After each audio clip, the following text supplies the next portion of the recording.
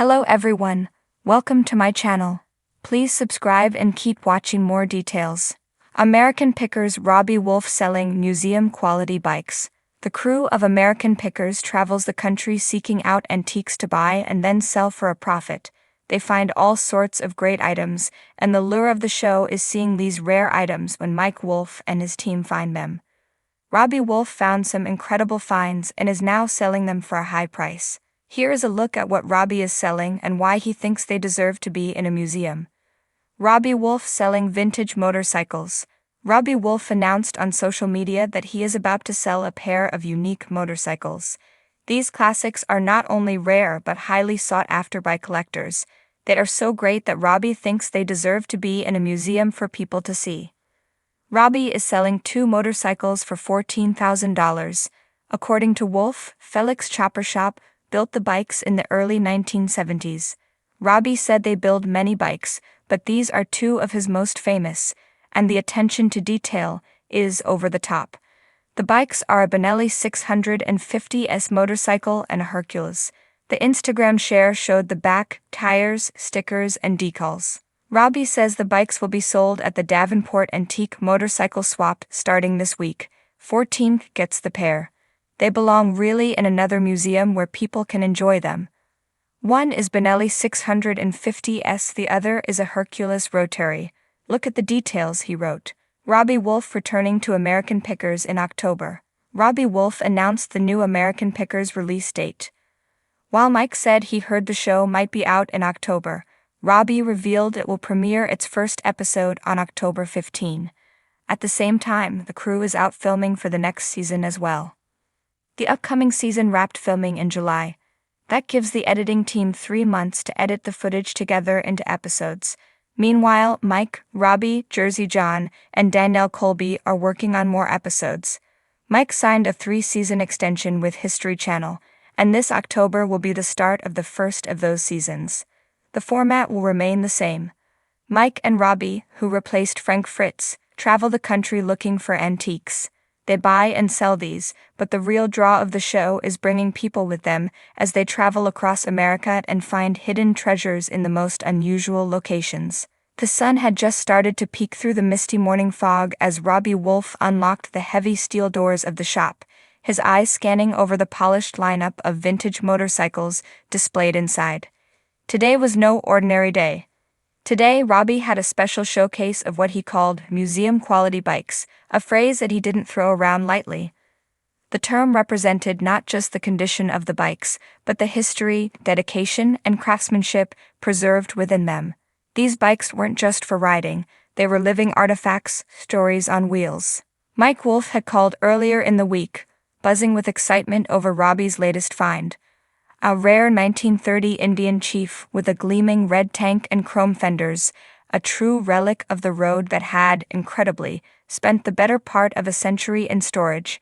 Mike knew Robbie's knack for vintage bikes was unmatched. He didn't just collect them, he revered them. And that's why Mike had entrusted him with these few, immaculate machines, confident that Robbie would find them homes with collectors who respected their legacy as much as they did. As the shop opened, the aroma of old leather, motor oil, and polished chrome filled the air. It was a scent that drew bike enthusiasts and casual admirers alike, all curious to get a glimpse of these rare machines. Robbie greeted the first visitors with a grin, his enthusiasm infectious as he began sharing the stories of each bike, as if they were old friends. "Take a look at this one here," he said, patting the leather seat of a 1948 Harley-Davidson Panhead. "They don't make 'em like this anymore. This bike has been through the ringer, yet it looks like it could have rolled off the assembly line yesterday." He pointed out the careful restorations, the original parts that had been salvaged, and even the vintage tires, which had been meticulously preserved by the previous owner. Every part of the bike seemed to gleam under the shop lights, an unmistakable allure that drew in the crowd. But the real star of the show was the Indian Chief. Robbie had been excited to share this one, and when he finally led a small group over to it, he could see the awe in their eyes. The bike was a masterpiece, with every curve, bolt, and spoke seemingly frozen in time. Robbie felt like a guardian of the past, charged with the responsibility of protecting and sharing these precious relics. "This bike," he began, pausing for effect, isn't just rare, it's one of a kind. He described how the Indian chief had been built for the open road, a bike that defined the essence of freedom, of adventure. Back in the day, this was the dream bike, he continued, his voice reverent. If you had one of these, you were somebody. His words had an almost magical effect on the listeners. Robbie had always had a way with storytelling, a knack for bringing history to life, and as he spoke, he could see their imaginations running wild with images of dusty roads, roaring engines, and wide-open landscapes. The bikes weren't just hunks of metal, they were symbols of an era when life was about exploration and the thrill of the unknown. As the day wore on, collectors, riders, and dreamers alike continued to pour in.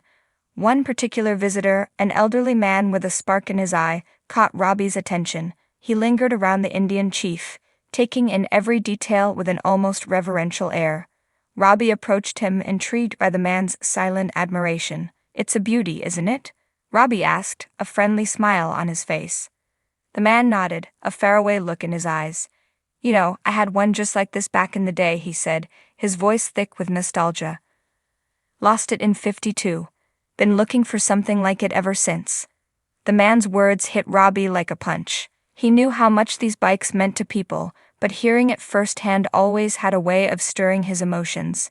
This wasn't just a sale, this was about helping someone reclaim a piece of their past, a piece of their story.